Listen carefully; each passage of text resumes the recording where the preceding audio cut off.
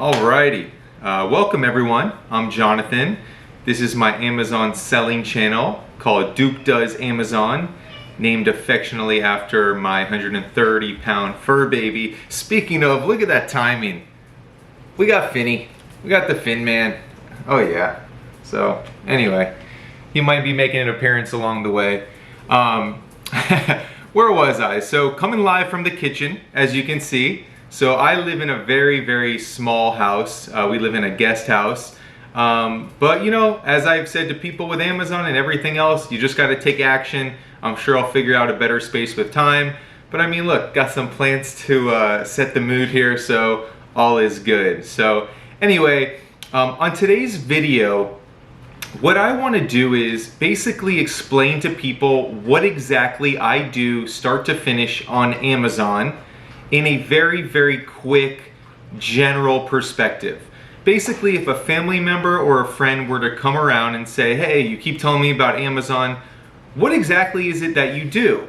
And so that's what I'm gonna do. Before hopping into it, I do wanna reiterate, this is very general terms. I'm gonna be putting out a lot of videos where we'll dive much deeper into each individual topic and nuances and instances, but this is a very beginner level overview of what it is I do, okay? So keep in mind there's a million ways to do things. What I primarily do is something called retail arbitrage. That's my way of sourcing goods to sell. And then I do fulfillment by Amazon, or FBA, which is basically how I get those goods to the customer, okay?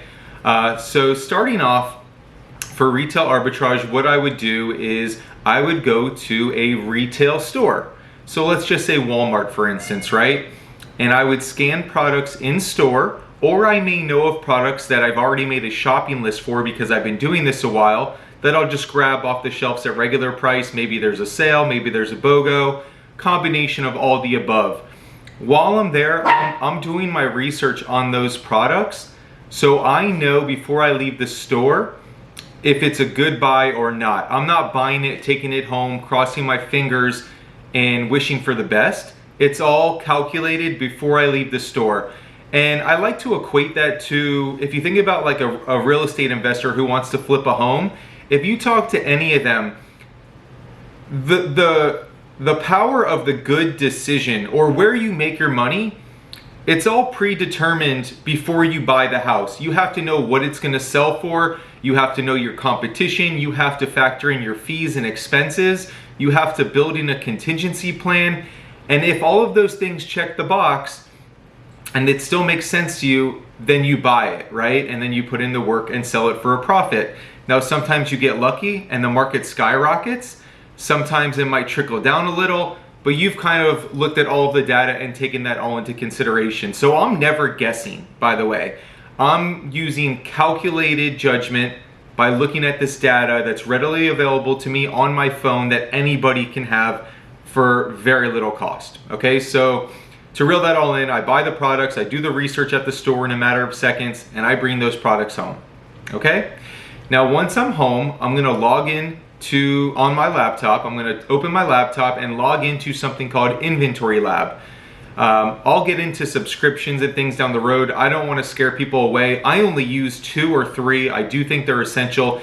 Inventory Lab is the name of the one that I use for processing my items before I ship them to Amazon. And I just have to say, like, I think it's essential, basically. So anyway, I process my inventory on Inventory Lab. I'll print out labels, barcodes to put that ties the product to me.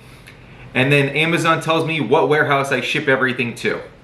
Okay, now this is a big turning point, or at least a time to make a note about this. In your head, if at any point in time you think that I'm doing like an eBay model where I'm storing the products and then I send them to the customer, this is where it really turns in a different direction, okay? So Amazon, with fulfillment by Amazon, I ship everything to them. So once I ship everything to them, I no longer have the physical possessions in my home, okay? Now, once Amazon gets them, they're gonna check them in. They're gonna store them. They're going to pick them. They're going to pack them. They're gonna ship them. and they're gonna deal with customer service. So it's really like a set it and forget it. Now Amazon takes a nice fee, but that's just built into all of my equations when I make decisions. It doesn't matter. And whatever their fee is realistically, it also doesn't matter because they've built this incredible platform and opportunity for third-party sellers like myself. So that's why it's called Fulfillment by Amazon. They handle all of the fulfillment. You own the inventory. It's staying in their distribution centers and they do it all, okay? So from there, the only thing you really have to worry about is maintaining your inventory, meaning adjusting the pricing. Unlike eBay or other sites, it's kind of more like a stock market. Price constantly goes up and down for a variety of factors, number of sellers, supply and demand, just so many variables. So if you're not priced appropriately and constantly priced appropriately, your products will just collect dust, okay? A lot can change by the time you send it in to the time it goes live, and it's on you to make sure that you stay up to date. I'm not gonna get into it much on this video, but one of the few things that I do think are essential is an automated repricer. That means when you're not paying attention, it's constantly fluctuating the price for you to stay within the price range that you set parameters for to make sure that your product is moving, okay? And so that's really it. That's Fulfillment by Amazon. Once the product is bought by the customer, Amazon will kind of hold on to that money. They have a grace period, basically allowing the customer to return the item. So naturally, they don't want to pay you and then the customer return it and it comes out of their pocket, especially as a new seller. So there's kind of like an escrow holding period, and then once that passes, you'll start getting paid out, okay? So yeah, so a couple other notes I want to have. That's kind of it in a nutshell.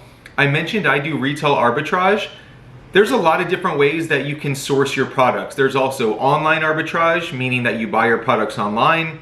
There's wholesaling, where you open accounts with authorized wholesalers and distributors, and you buy from them in bulk, name brands. Like think about, I don't know, let's say you typed in Google Starbucks wholesale distributor. You open an account with them, you buy directly from them, and now you sell that product on Amazon. It's another form of online arbitrage, but just on a much grander scale. And then another one, which I don't recommend for anyone, you might hear of private label. If you've ever seen an ad or hear people talking about creating a brand, creating your own product, you know, I'm not for that for any beginner. And frankly, I think there's so much opportunity that's such a bigger investment and time investment. That's for a more trained professional. So I don't even dabble with that, but I just want to let you know, these are all different ways that you can source your products to sell on Amazon. And then as I mentioned, you can sell as Fulfillment by Amazon, which is letting them fulfill the orders. And there's one other channel that you can fulfill, which is called Fulfillment by Merchant. This is more like the eBay model in that you always have possession of the products, and now you send them to the customer one by one by one. You deal with customer service. You have to run to the post office each time. So I use 99% FBA, Fulfillment by Amazon. There are some instances where FBM makes sense, especially during unique times of the year, like the holidays, or an item that is completely out of stock on Amazon, but you happen to get some and you want to sell it instantly. So we'll create, Ben's here rocking the camera. I'll create videos explaining that stuff later on. But again, for today, I just wanted to paint a picture, basically answering the question of what I do in a nutshell, okay? Now, lastly, I want to say, as this is more of a beginner video, I know there's a lot of information that's going to be on the internet coming from me. It can be intimidating or overwhelming at times. The greatest piece of advice I can give is just take action.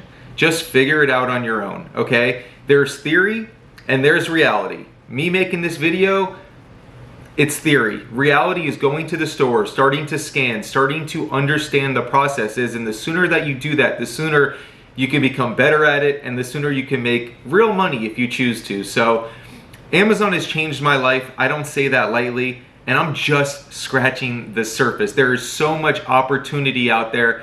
Just get out there and do it. If there's any questions you have, please put them below. I would be happy to answer whatever I can.